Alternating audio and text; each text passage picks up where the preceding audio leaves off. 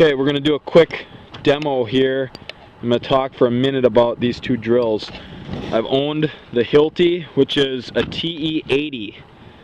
Purchased this brand new in 2011, used it the entire 2011 season, doing all kinds of strange custom concrete repairs and things like that.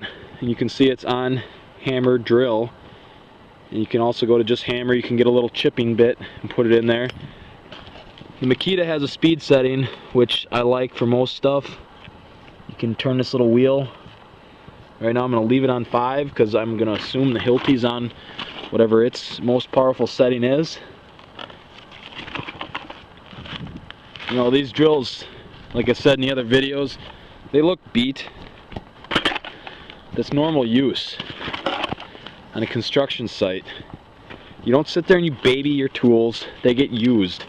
A couple times around a concrete saw or an air compressor blowing stuff, they get dust all over them. That's just how they look.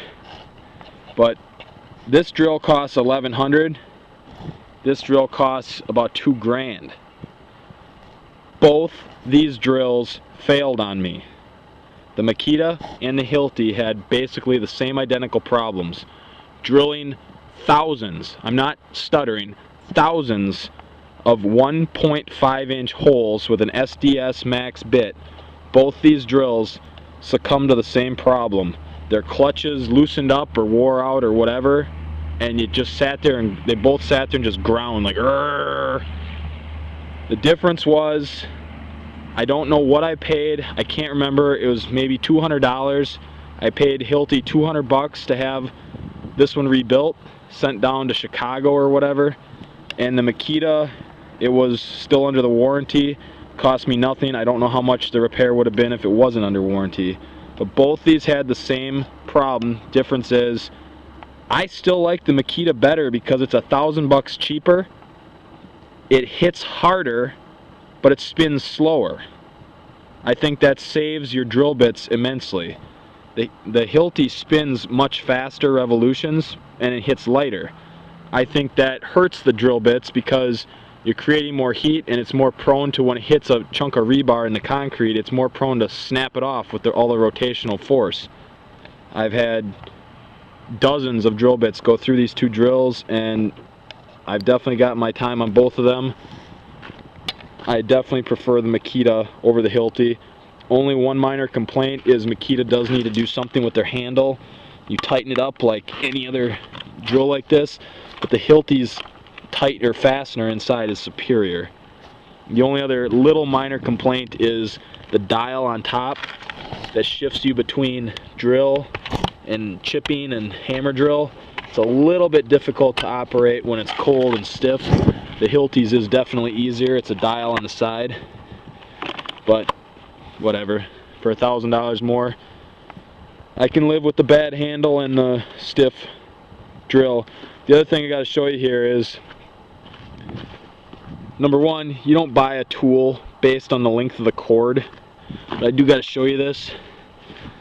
It's pretty sweet. Got a tape measure stretched out here.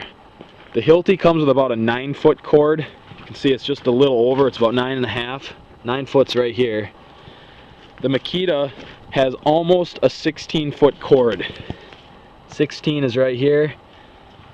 You don't buy a tool based on the length of the cord, but I do gotta say, for all the situations we get into with this thing where we cannot get a gasoline or an air-powered drill, the 16-foot cord definitely is more convenient because you're not always moving your generator or trying to find a different power source or lugging around another extension cord tied to your tool. You've got enough room to do it with a generator on a set of wheels.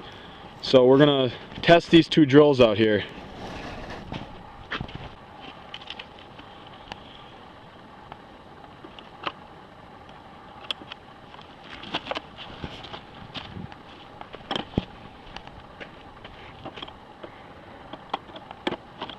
There's a notch here and a notch here. I'll do one in each.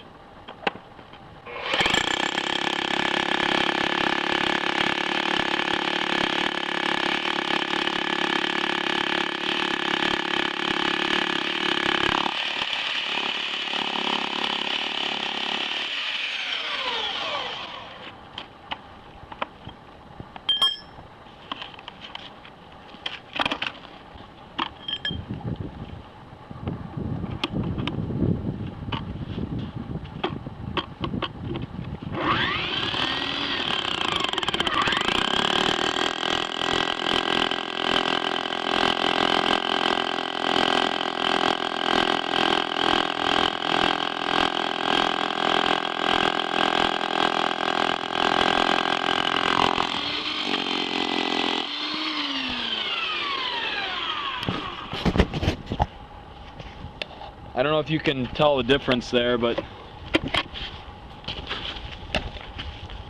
the Hilti definitely has less. Yeah, they both just kind of mushroomed it out. I can't go that fast.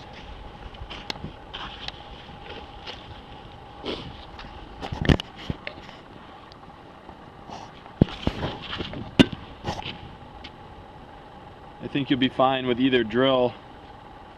It's just why spend another $1,000? One nice thing with this one, with this anti-vibration resistance or anti-torque control or something like that, ATC. If you hold the power, I'm going to hold the power and I'm going to flick the drill, it shuts the power off. I'm going to pull the trigger and I'm going to flick the drill as if you got a bind. It'll shut the power off. Watch. So that's just my wrist movement. Look at my hand, it's still pulling the trigger tight. Now I let off. Now it'll go again.